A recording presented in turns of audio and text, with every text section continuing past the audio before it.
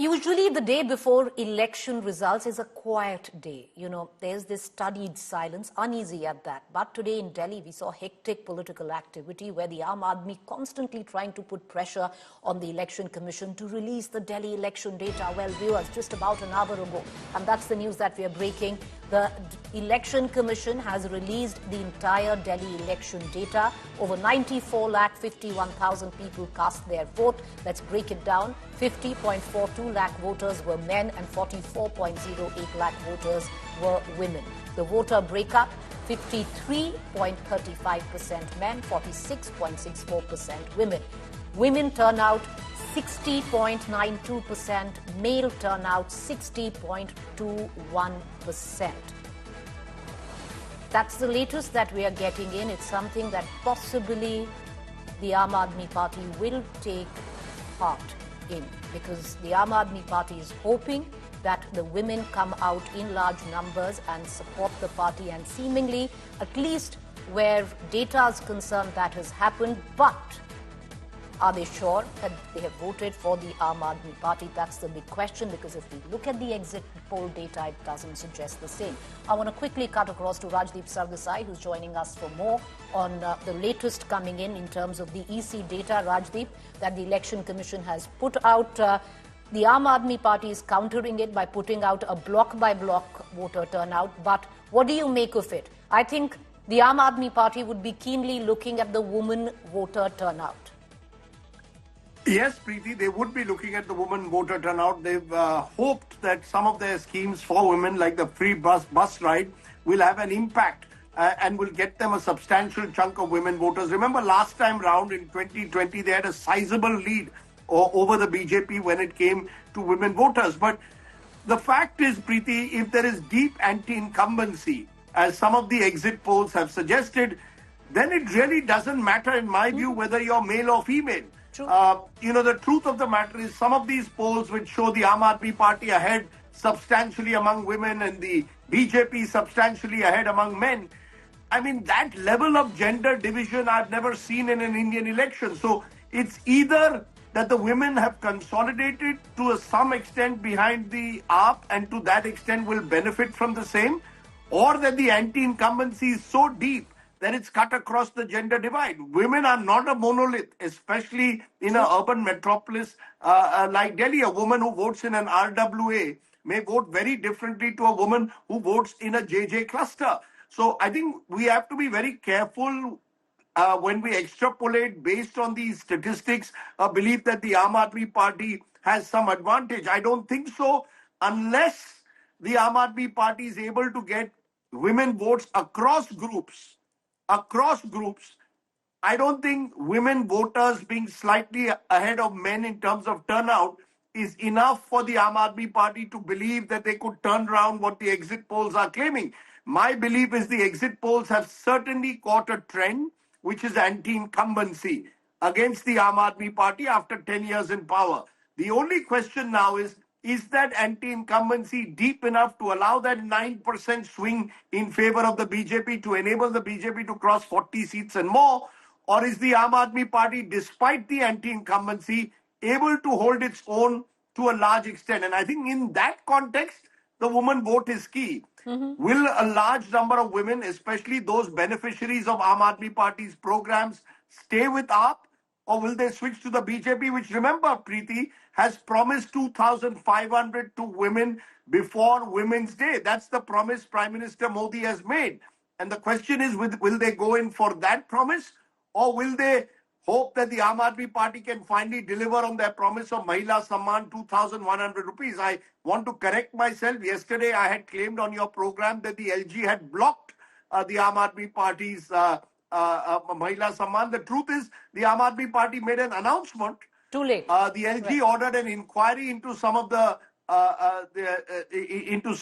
drives which were taking place on the ground, but the Aam Aadmi Party did not implement the Mahila Samman, unlike Maharashtra, where the Maharashtra government actually gave 7,500 in people's hands. The Aam Aadmi Party has not even implemented the 1,000 rupees in Punjab. Right. So there's a difference between an implementation and announcement And then it comes to credibility. Mr. Modi's credibility when he claims 2,500 before March 8th, Women's Day, or the Aam Aadmi Party promising 2,100. The one actual benefit, tangible benefit, is free bus rides. Now, is that enough? Who does But that then, benefit? no, but Rajdeep, the Aam Aadmi Party already cashed that in 2020. One of the main reasons that the Aam Aadmi Party was voted in such large numbers by women in 2020 was actually the free bus ride. But Rajdeep, reflect on the larger figure in all of this. Overall voting percentage, and now, which doesn't include postal ballots, but even with postal ballots, it's not going to rise really much. It stands at 60.54%, which is about a percentage and a half lesser than what it was in 2020. It would probably hover about the same if you add postal ballots to it. What do you make of it? Is there an advantage, disadvantage, or do you think it's benign of any analysis? Look, it's very difficult to extrapolate only based on these numbers as to who has the advantage. But yes, I can see why the Aam Aadmi Party is clinging on to these numbers, because if there was that level of anti-incumbency, then the voter turnout should have been much higher. You see, the very fact that voter turnout is down compared to 2020 will give the Aam Aadmi Party some heart that despite most exit pollsters claiming severe anti-incumbency, the anti-incumbency is not translating into any sudden surge in votes. In fact, but Rajdeep, why can't we flip this around? Why can't we flip this around to suggest that there was such acute voter fatigue for Arvind Kejriwal's voters that they didn't quite come out in large numbers, and it was the BJP's voters that came out? That is also true, which is why I said you can't extrapolate, but I can see why the Aam Aadmi Party is taking heart. Normally, anti-incumbency should result in a substantial increase in votes. If you look across Delhi and break it down constituency by constituency, the constituencies where the voter turnout has actually risen are often in minority areas, are in areas with large poor, in the poorer areas, in the middle class areas, in the areas of South Delhi. You don't see any surge in voting. It's not as if the middle class has come out in much larger numbers, certainly compared to 2020. Now, is that, we have to be very careful before, based on these preliminary numbers, we extrapolate as to who's won and who's lost. At the moment, all I'm willing to say is the exit polls captured one trend, which is that there is anti-incumbency against the government, because there is no poll which is giving the Aam Aadmi Party anywhere remotely close to what they got in 2020. They're all on the decline. It's now a question, how steep is that decline? Is that decline so steep that the AAP goes from 62 to below 20? Or is the decline of a kind where the AAP ends up at 40, 45?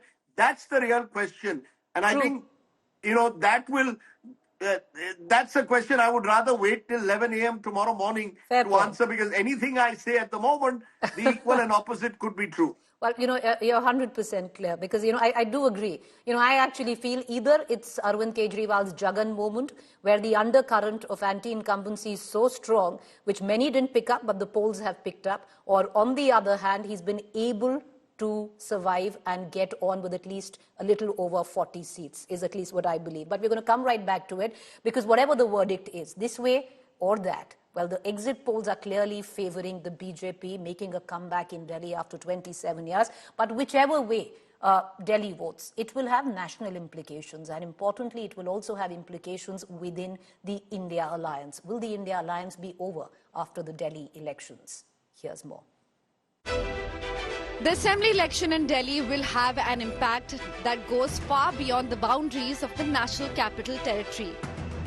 While all agree it is a do-or-die battle for Arvind Kejriwal, the election also casts a shadow on the viability of the opposition India bloc. Friends in the Lok Sabha elections last year have turned enemies in Delhi poll. One party's gain can cost the other party its government. जैसे नरेंद्र मोदी झूठे वायदे करते हैं, वैसे ही केजरीवाल जी झूठे वायदे करते हैं। जब आपको जरूरत पड़ती है, केजरीवाल मोदी जी तो सामने बोल देते हैं, मगर सोच केजरीवाल जी की भी वही है। वो सामने नहीं बोलते हैं, मगर जब आपको जरूरत पड़ती है तो केजरीवाल जी आपके पास नहीं आते हैं, आपकी मदद नहीं करते हैं। There is a discomfort within the India bloc. Leaders of the Trinamool Congress and Samajwadi Party campaigned for Aam Aadmi Party in Delhi.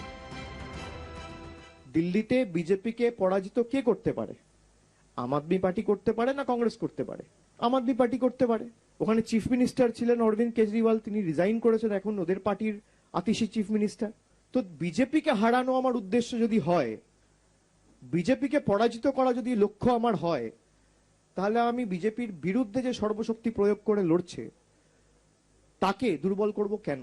उस समय इंडिया गठबंधन के बनते समय यही कहा गया था, जो रीजनल पार्टी जहां मजबूत है उस रीजनल पार्टी को इंडिया गठबंधन मजबूत करेगा, क्योंकि दिल्ली में आप कांग्रेस आमने सामने हैं। हमारा सुझाव तो यही है कि आप मजबूत है, इसलिए हम आपके साथ खड़े हैं। After the electoral setbacks suffered by the Congress in Maharashtra and Haryana, many TMC leaders had pitched for Mamta Banerjee to take over opposition alliance leadership. The verdict in Delhi could have impact on the unity within the bloc. On the other hand, for the BJP, the Delhi election is a prestige battle. Kejriwal is a constant thorn in flesh for the dominant National Party of India. The BJP, if it wins, will also end a 27-year-old exile from power in Delhi. Jai Shri Ram! Bureau Report, India Today. Jai Jai Shri Ram!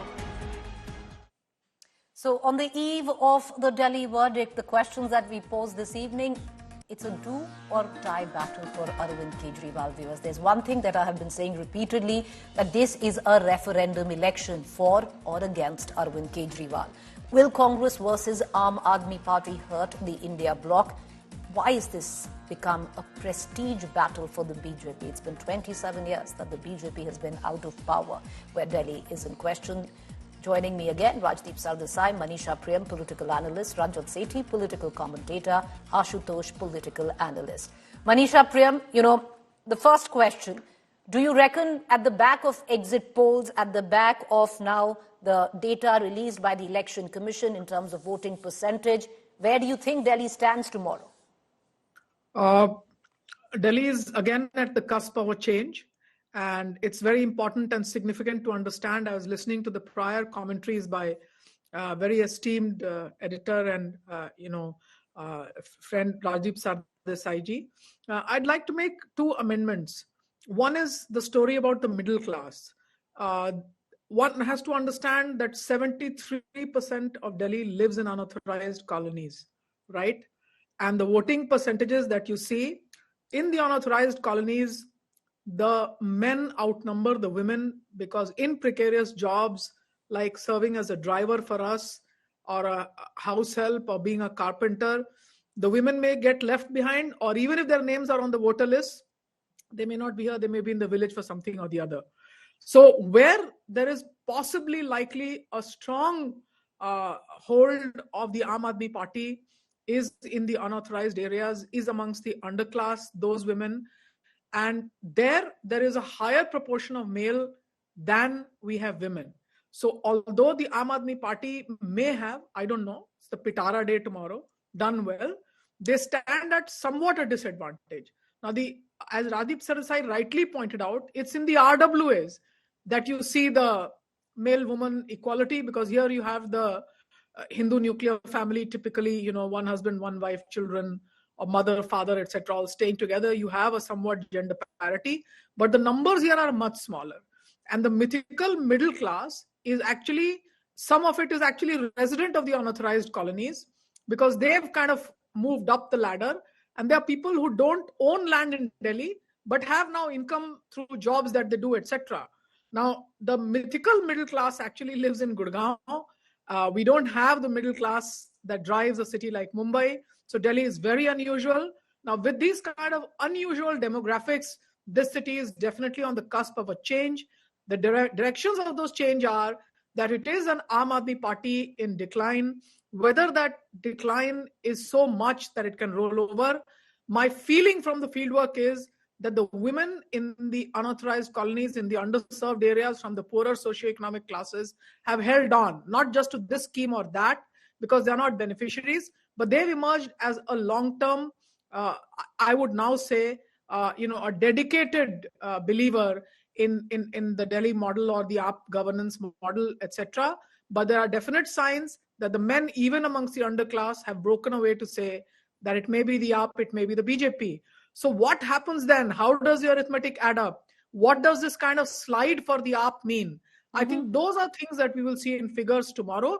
And certainly the Congress party is nowhere in the picture. Okay. That's so Manisha Prem, the exit you polls have concur got basically with very the exit polls that they've been able to get the trend right, and they've been able to tap into what is now a sentiment on ground, anti-incumbency. Is that what you concur?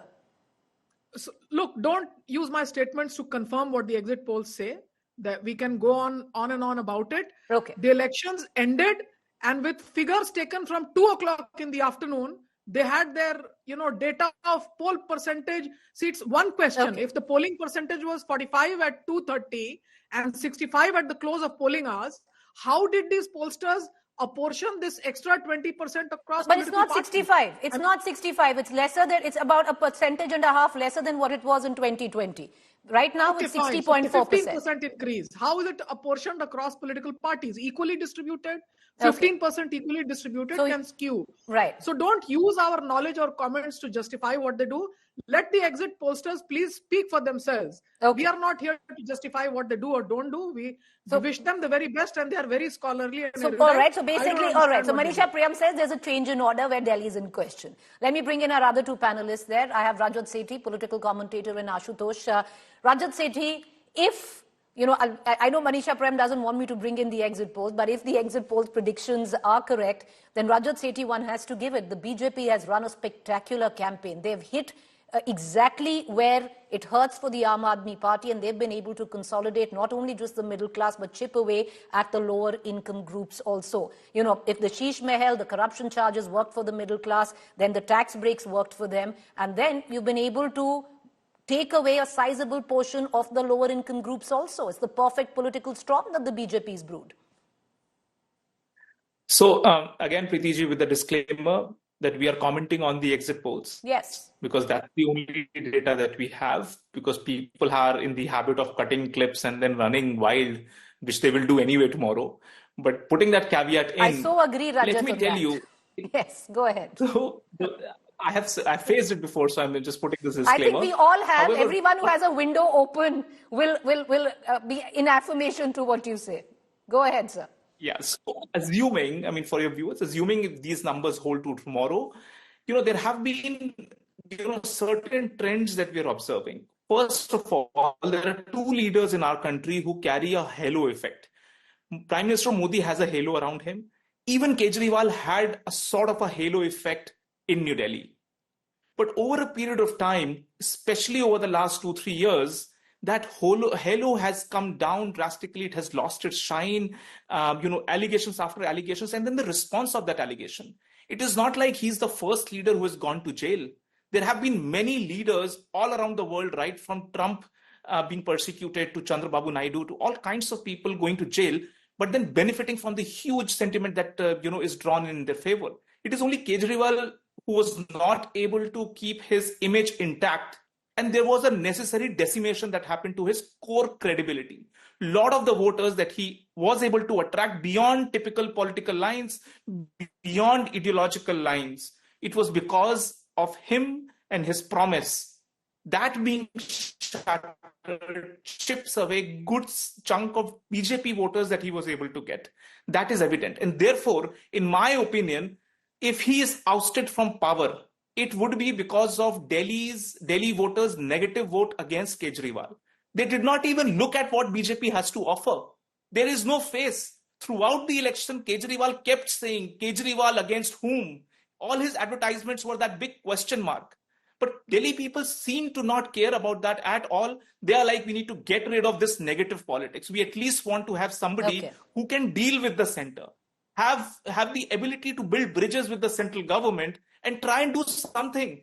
Because we as citizens of Delhi, we don't care about what politics goes on between the two parties. What we genuinely care about is our work should be done, our air should be clean, our waters should be clean, there should be no water tanker. And I believe, last comment, the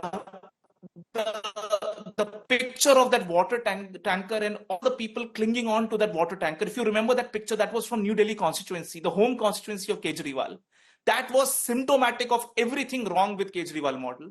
It was bound to sort of coalesce together. And unfortunately for him, it is all coming together right on the eve of this election. So But, that is if these numbers hold true. That is if these numbers... Even if he wins, yeah. even if he wins. So even if he wins, Preeti ji, let me tell this, even if he wins, he should go back to the drawing board. He was here as a different politician. Either way, I think Arvind Kejriwal will go back to the drawing board. But let me flip this around, Ashutosh. If there is an outside chance, and we are only saying it's an outside chance, keeping in mind the poll numbers. If there is an outside chance that Arvind Kejriwal actually wins, then the same question that I've asked Rajat becomes the question for the Aam Aadmi Party. They have preempted everything. They've ran a spectacular campaign, and he's actually won with his back towards the wall. See, Preeti, I'm very, very tempted to say this. Never trust pollsters. In the recent past, pollsters have gone wrong. They had given haywire numbers like 400 to the BJP and their allies in 2024. All of them wanted Congress party to win Haryana. All of them wanted a very close photo finish in Maharashtra. And look what happened in all three elections. So I'm not... And second point is, who are these pollsters? I trust only 3 or 4. C-Voter, CSDS, and Access My India. Rest, I do not even know. But all the three that you've quoted, Ashutosh, have given a BJP not just a clear edge, they're giving Delhi to BJP. That doesn't mean all 3 were not wrong in 2024 parliament election or Haryana or Maharashtra.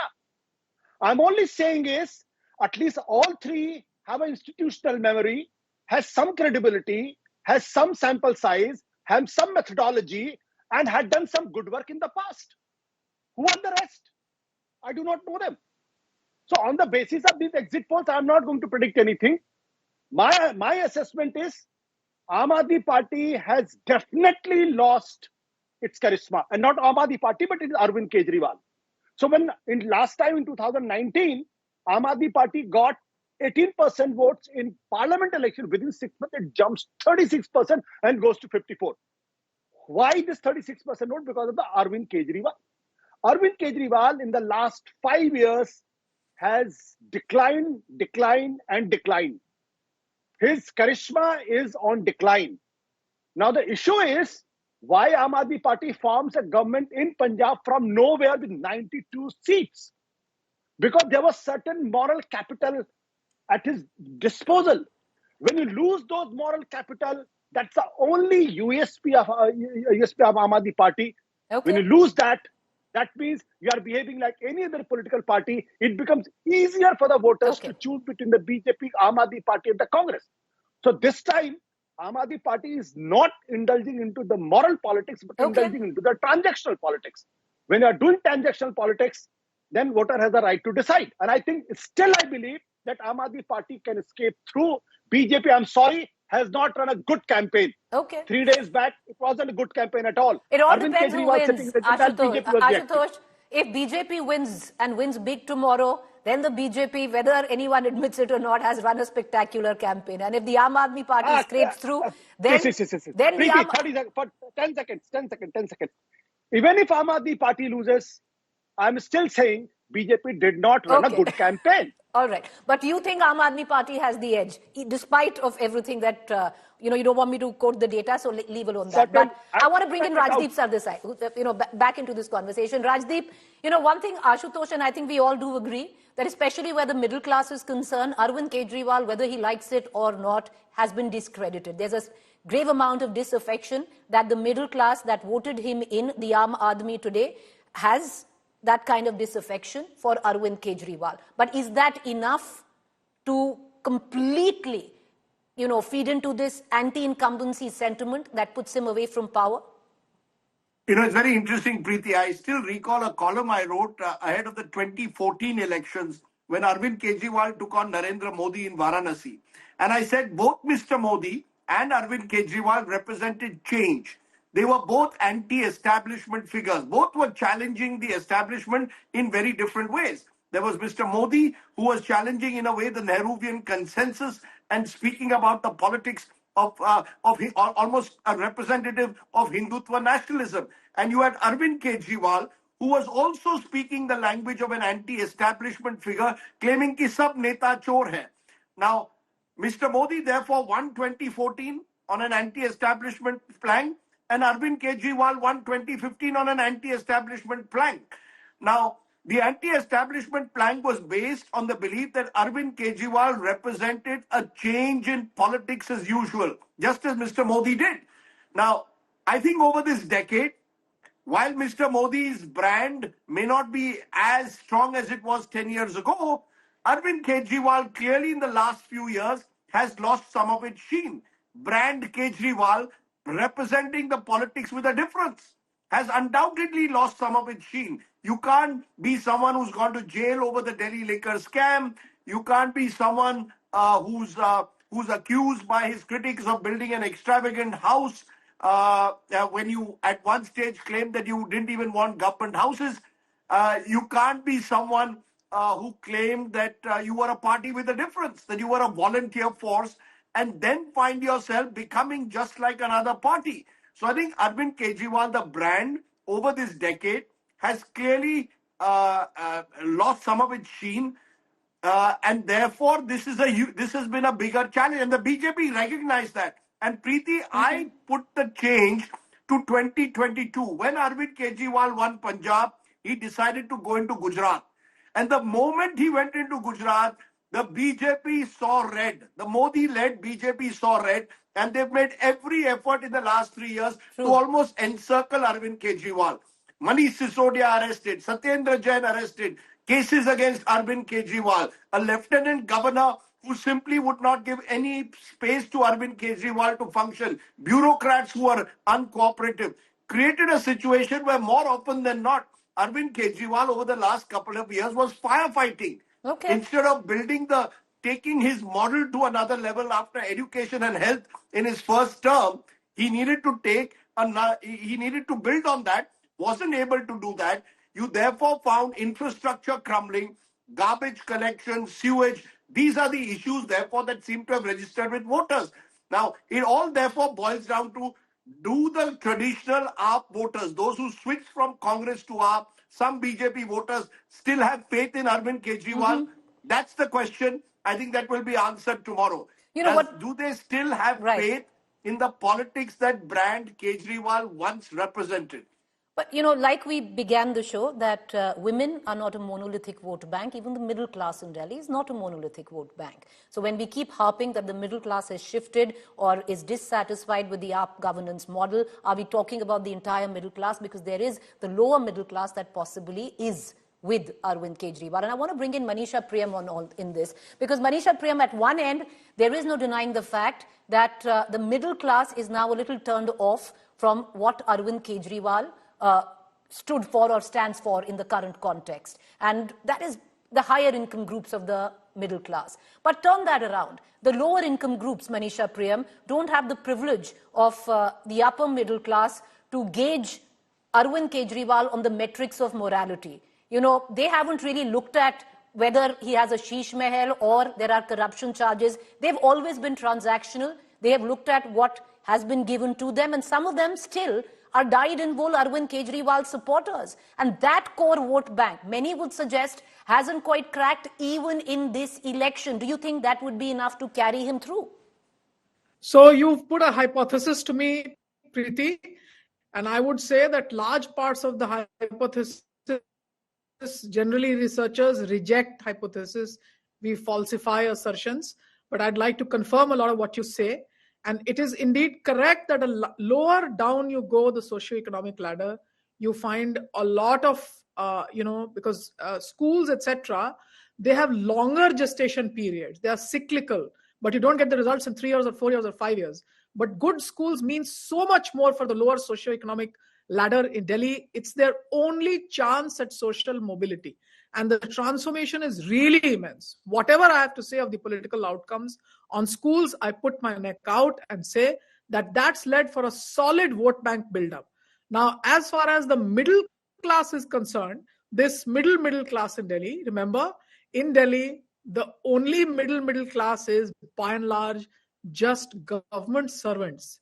Anybody who's working in the IT sector is a professional of any kind has fled to Gurgaon. Now, government servants, by definition, have inclined towards the BJP. Therefore, the Aam Aadmi Party is middling between a development and Hindutva vote. That has now stopped giving them the benefits that it could have. It is now clear that on the Hindutva plank, the BJP leads. The second point is that the Aam Aadmi Party's prevarication on religious issues, communal issues, that has meant that the votes that they could have kept from the Congress to themselves, that's also splintered. So they're saying we are not ideological or transactional, has ceased to make any gains for them. The second more important point is that the trying to build up a chehre ki rajniti. You will see that both Modi and Kejriwal, chehre ki rajniti, the RSS is saying ki keval ab chehre se nahi chalega. Both, the chehra is not working. Look at the fact that when he was in jail, he doesn't have a second-rung leader. So, by the way, if people like Ashu or Yogendra Yadav or Prashant Bhushan were speaking out, so have dissonance within the party, but have many more leaders. Now that completely collapsed. So on the ground, they have volunteers, but they don't have strong leaders. And I think that's what cost them very, very heavy. And that is where I feel that they've really not been able to keep it. The poor will not stay back with you in the face of fear of the state. So had they had strong leaders on the ground saying, "Wo jail bhi gaye to hum aapke saath hain," I think that's where they didn't build in the trenches. All right, Ashutosh wanted to come in on that, but Ashutosh, allow me to bring in Rajat Sethi, and I'll come back to you. Because Rajat Sethi, to pull you in on this, now there's a sense that the BJP has, that they've been able to pull away the borrowed voter chunk, that's the floating voter, which votes the BJP and then shifts to the Aam Aadmi Party in Vidhan Sabha. They've been able to pull that back in, along with the fact making sizable chip-aways at the lower income groups. And that's the assumption why they feel they have it in the bag, looking at the back of exit poll numbers. What do you make of it, Rajat Sethi? What's the doubt that could upset that? I think, the only X factor which I'm sort of looking at is the lower voting. What the BJP's core thinking team members are... groups. No, broadly the voting has been lower than what was anticipated. And that, reduction of 2 to 3% of vote, I mean, they were anticipating 65% of vote. Was it that they were not able to mobilize enough? I sort of feel that, all the previous elections in Delhi, ever since Kejriwal came into the scene, have largely been wave elections. There was sentiment spilling all over in favor of Kejriwal. And this is the reason why you saw over the top voting. And now it is just descending to where the normal is. However, BJP's, the core think tank feels that they have done enough amount of effort. There was a change in strategy. There wasn't, the Prime Minister trying to present himself in several rallies cutting across the national capital. He limited himself to 3 rallies. Even Amit Shah ji limited himself to a few rallies. And then they allowed the sheer amount of bench strength to go out and do those drawing room meetings, gully nukkad meetings, and also get into the jhuggi jhopdis also. The RSS, we all know, they started work right from June after the upset that happened after the Lok Sabha election. A lot of people did the rethinking, and they believe that, we need not expose brand Modi for every small election and let the organizational strength sort of take the center stage. And we are seeing that it was done in a much more structured way. And several leaders of the BJP were brought in from UP, from Bihar, from neighboring Haryana, etc. And they started camping. Ministers from UP and Haryana were camping in small mohallas and doing that work. On the other side, look at the flip side. Arvind Kejriwal stuck in his own constituency. He wasn't able to, travel to important constituencies like Badarpur, Okla, etc. He just didn't go there. He didn't want to be seen in the same frame as Muslims because, it might just have disturbed his overall credentials or equations with the Hindu and didn't allow it to polarize. Also, look at Manish Sisodia. He was not able to move out of his constituencies. What I'm hearing, even in Kalkaji, Atishi was missing. Even in her own constituency, she wasn't covering the ground that was expected. So I feel that... So basically what you're saying, Rajat, the only thing that could upset the BJP's apple cart could be the voting turnout, right? Yes. The voter turnout. A little bit of worry comes in only as I want to quickly move on to what it would mean in the larger, sense where the India alliance is in question. But Ashutosh, you wanted to come in for a quick rebuttal to what Manisha Priyam was saying. Quickly, sir. No, not a rebuttal to what Manisha ji has said. I'm just trying to reflect and find the reason. I'm still thinking that Aam Aadmi Party can escape through, and Arvind Kejriwal has a massive loss of credibility and charisma. You know, the biggest problem with Aam Aadmi Party and Arvind Kejriwal is he always used to think out of the box solutions. This time, I was really aghast to see that the first time when he got an ED notice, instead of fighting it out politically, he was trying to find an answer from the courts in the legal battle. He should have understood that this is a political battle with Mr. Narendra Modi has trying to engage him. The first notice, he should have gone to the ED office and said, my life is an open book. Please check and trust. You want to interrogate me? Interrogate me. I'm not going here for another 15 days. I'm sitting over here. Please interrogate me. That would have got him a lot of moral aura. Second point is Supreme Court, when it's given verdict in favor of Aam Aadmi Party and government has changed that. That was the day when Arvind Kejriwal should have resigned and said, I'm not here to be a chief minister. I'm not here to do all kinds of rubbish thing for the power. I'm here to change politics. If I fail, I'm going out from here. And he should have said, I'm going to the public. He did not do that. The message was clear that he is sticking to the power. The third point, when he was arrested, he said, I will run the government from the jail. What rubbish. Nobody could do that. Again, the message was that he is not resigning because he is sticking to the power. The moral aura was going. Last thing, a chief minister who used to say, a leader used to say, 2-room flat and building a castle for himself. That was the death of the dream, which middle class has thought in 2011, 2012, 13. Okay. And if today his people are ready to write his obituaries, I'm not surprised. But hold on. This phoenix has risen many times. And you still think he has the edge. Okay, that was, if Arvind Kejriwal is watching that, Rajdeep, I just want to bring you in very quick. The larger implications of the Delhi verdict, do you think that's the final nail in the India Alliance coffin? The India Alliance, my friend Preeti, is already over. Only the burial awaits. I mean, it's not, irrespective of whether Arvind Kejriwal wins or loses Delhi, it's the end of the India Alliance.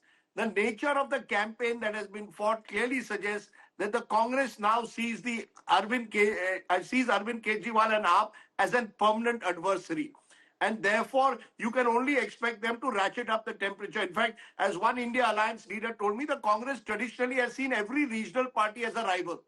Then whether it is the Shiv Sena NCP at one stage, or whether it's the TMC, whether it's the Samajwadi Party, whether it is Arvind Kejriwal, they see them at one level as rivals who are taking away the Congress vote share. Maybe I shouldn't include Shiv Sena and NCP at the moment since they are part of the UPA, but I certainly, or NCP is, I certainly would include Arvind Kejriwal in that category. There are enough Congress persons who believe that it was a big mistake to tie up with Mr. Kejriwal in the Lok Sabha elections. And I think the Congress now and Rahul Gandhi seems to have decided we are going ekla chalo re. We are going to fight this battle over the next 10 years on our own. Now, whether that's wise or whether that's the Congress living in some dreamland that they can recover their lost glory, huge question mark. Because clearly, even now, Arvind Kejriwal remains the principal challenger to the BJP in Delhi. But the Congress party seems to have decided that it no longer wants to be the glue that will hold the India Alliance together, because in state elections, the Congress will oppose these very parties. You will find a year from now, when elections take place in Kerala, Congress will take on the left. In Bengal, they will take on the TMC. In that situation, where is the India Alliance? The India Alliance, Preeti, is over. And I think Arvind Kejriwal will also carry a lot of bitterness, a residue of bitterness, given the way Rahul Gandhi has attacked him. So he's also hit back. So I think the India Alliance experiment is almost over. And it will require something miraculous to happen over the next couple of years. And the general elections are still a very long way away in 2029 for the India Alliance to come again in some new form. So I think that, to my mind, Preeti, is one of the clear fallouts of this Delhi election. True. The India Alliance is over. Manisha, Prem, do you concur with Rajdeep? Because there are also many questions that were raised. And, I can surely say that the Aam Aadmi Party did try to broker an alliance in Haryana. It cost the Congress. Similarly, turn it around. Should the Congress have tied up with the Aam Aadmi Party when it came down to Delhi? Well, the numbers are now on the board. Possibly, if you put, of course, statistically, one can suggest that it doesn't quite make sense, but put the Congress's lot and the Aam Aadmi Party's lot, they would have definitely fared better, going only on what exit polls say.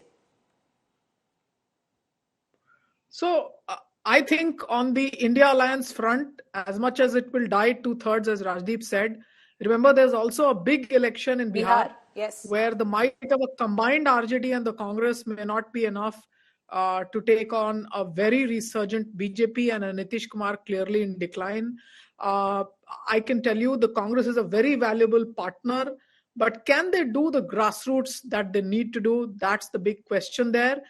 And much of the the shine of their politics is really something that the BJP would have taken away by then, whether it means the Agdon ki Rajniti, the traditional Maithil Brahman. Remember the Jagannath Mishra card that Indira Gandhi relied on, the huge Ellen Mishra murder at the back of which the emergency came in. Now the Maithil Brahman leadership has moved away to the BJP. So the thing is that yes, it'll die, yes, it'll survive, and somehow it'll muddle along is a better answer than pronouncing a clear death. Like Delhi's become a seat by seat. India Alliance is going to be a state by state alliance. I think that's because of the dilemma of the AAP. Because the AAP wants to snatch from the Congress and fight the BJP. But, Ashutosh and Rajat Sethi, last final comments. And, whichever one. Ashutosh, go first. The sheer fact, if the Congress had come together with the Aam Aadmi Party, things could have been different in Haryana and things could have been very different in Delhi as well. Whatever the result might be. On mute, sir. See, Preeti, my eternal boss Rajdeep always puts his neck out. He said, India's story is over. I beg to differ with the story is not over. What is story is that Rahul Gandhi has tried to create an ideological framework. Within that ideological framework, Congress is getting certain traction from the Muslims and the Dalits. And later we just wait for there will be traction from the OBCs also, because they consistently is hammering on that, and consistently he's trying to revive the Mandal 3.0. The fact of the matter is, if the 3.0 is rising, then Akhilesh Yadav, Aam Aadmi Party, all those constituents of India's story will have a problem with that. Okay. But the story is that can this fight individually to Narendra Modi and the BJP? No, they can't. They can't do this. So somewhere within 3 months, 5 months, 10 months, whatever, they have no other option than to come together. They have to tolerate Congress, and the Congress has to tolerate Akhilesh Yadav. Otherwise, by the end of this year or the next year, Rahul Gandhi will be in jail, Akhilesh Yadav will be bankrupt, and others, Arvind Kejriwal, I am very sure, if he loses, very soon he will be in jail again. All right. And there will be nobody to fight BJP and Rajat Sethi, quickly, sir. So for existential survival, they have to come together. No option. Okay, Rajat Sethi, you wanted to come in. I think in India Alliance story was a case of a stillborn. There were just far too many contradictions that it could have never survived. It was like a startup whose all the co-founders have left. It is a bare shell company now. Whatever you want to do with that, you can do. The Delhi voters would certainly feel the heat. If Kejriwal loses, the opposition voice goes down. Remember, Delhi is the microcosm of the entire nation. You have Telugus, Tamils, Biharis, Gujaratis, everybody living in this capital region. Over here, Kejriwal had the benefit of those microphones that Noida and the film city used to provide him. Minus the microphone, opposition voice would further be, removed away from... Rajat Sethi, I must come in because, I must come in at the cost of self-deprecation. The microphones that Noida and Film City also provides to the BJP, you cannot compare. So let's not, let's not I'm just talking about the opposition. When you were in power. Okay, I got it. I got what you said. Okay, Rajdeep wants to say something and I'm going to allow him to get the final word. It's his show and I want to tell his viewers he's back from Monday at 9 p.m. But Rajdeep, go ahead, sir. Look. We bashed Arvind Kejriwal a lot in this program, and some of the Kejriwal bashing is justified, but let's be honest, it's not easy being an opposition leader in the country. I don't know whether Rajat will agree with this, but the fact is there is no level playing field in Delhi. Over the last couple of years, the manner in which constitutional authorities like the LG's office has been misused, the manner in which bureaucrats have not cooperated with the government, the money power, the EC turning a blind eye, the same EC saying in the union budget nothing can be done that will influence the Delhi voters. Next day, BJP puts a full page ad about the budget provisions, how they will help Delhi. EC says nothing. Please understand, whether it's the police, the security forces, this has not been a level playing field election. Okay, Rajdeep, now I'm really out of time. I admit I'm Kejriwal has made number of mistakes. But let's not say that we are having a democratic level playing field election in Delhi. Like I said, Rajdeep, I'm terribly out of time. On Monday, Rajdeep takes over the show again. But for now, that's all. I don't know whether Rajat agrees. Rajat's not agreeing. But I don't have the time. I have got every single day. I got 10 phone calls from Aam Aadmi Party sponsored calls. So there is pretty much of a level playing field. All right. Okay. I need to end the show. I appreciate all four of our panelists for joining us. Thank you. I'm sorry I'm talking over some of them, but we're going to end it right there. But it's really exciting, viewers. Whatever the result is, we're going to watch it, we're going to report it, and you will be tuned in only to India Today. Whichever way you look at it, it's a referendum election for or against Arvind Kejriwal. If Arvind Kejriwal loses, yes, you can go after him, take him down, but if he wins as well, then it's a huge, huge victory, either way. All right, with that, let me quickly go into the day which I spoke of, usually the day before verdict. It's silent, it's slow, it's uneasy, but there's a silence to it, political silence. Today was very different in Delhi. Why so? Take a look. With hours to go for result day in Delhi, massive political hangama in Delhi has broken out. This over the Aam Aadmi Party's huge claim against the BJP, stating their netas are being offered 15 crore rupees by the Saffron Party in a bid to poach them. जी हाँ, शिकायत देने आए हैं, हमारे वकील साहब हमारे साथ हैं और जिस तरह से दिल्ली में खरीद फरोख्त करने का काम किया जा रहा है, 15 करोड़ की रिश्वत देने का काम किया जा रहा है, विधायकों मंत्रियों को तोड़ने का काम किया जा रहा है, उसकी शिकायत मैं एसीबी भवन में एसीबी के दफ्तर में करने के लिए आया हूँ। A claim which prompted Delhi LG VK Saxena to order Anti-Corruption Bureau probe against the AAP. The LG ordered a probe within minutes of the BJP shooting a letter to Saxena for the same. BJP netas have been asking for proof from Kejriwal and company of the poaching charge leveled by them. ये नहीं चलेगा कि आप कुछ भी बकवास करेंगे और उसका परिणाम आप नहीं भुगतेंगे। आपने जो आरोप लगाए हैं घटिया बेबुनियाद हैं। अगर आपके पास तथ्य हैं तो रखिए, नहीं तो फिर इसका परिणाम भुगतने के लिए तैयार रहिए। और मैं बार-बार कह रहा हूं, आप जिस तरह की घटिया राजनीति करते हैं, दिल्ली वाले इस राजनीति को पसंद नहीं करते। The ACB team in no time reached Kejriwal's residence and claimed Arvind Kejriwal wasn't being cooperative during the investigation. Statement के लिए अभी जो ये लोग आए इनके पास, क्योंकि वो कंप्लेंट नहीं है, कंप्लेंट एसीबी ऑफिस में है। इन्होंने 2-3 टीमें बना के, क्योंकि एक ड्रामा बनाना था, इसलिए ये लोग यहाँ पर आए। इनके पास ना कोई कंप्लेंट की कॉपी है, ना इनके पास नोटिस की कॉपी है। हम लोगों ने ये कहा है कि आपके पास जब भी आपको स्टेटमेंट लेनी है, हम स्टेटमेंट देंगे, हमारे पास सबूत है, हम सब चीजें करेंगे, लेकिन कानून के दायरे में, गैर कानूनी तरीके से हम अलाउ नहीं करेंगे। In a political one-upmanship battle, AAP leaders then went to ACB office to file their own complaint. Bharatiya Janata party इस देश की सबसे महाभ्रष्ट पार्टी है। भारतीय जनता पार्टी विधायकों को खरीद फरोख्त करने वाली, तोड़फोड़ करने वाली पार्टी है। भारतीय जनता पार्टी सीना ठोक के ऑपरेशन लोटस चलाने वाली पार्टी है। भारतीय जनता पार्टी जिसने महाराष्ट्र की सरकार गिराई, कर्नाटक की सरकार गिराई, मध्य प्रदेश की सरकार गिराई, उत्तराखंड की गिराई, अरुणाचल की गिराई, उनके बारे में आपको सर्टिफिकेट चाहिए कि वो बेईमान नहीं है। Just before the Delhi poll climax, the stakes are high, and that is evident in the intense war of words. With Amit Bharadwaj in Delhi, Bureau Report, India Today. All right, once again, do tune in 7 a.m. onwards. Rajdeep, Rahul and I will be in the India Today studio tracking the election, which has turned out to be so very exciting, whatever the results are. We wish each side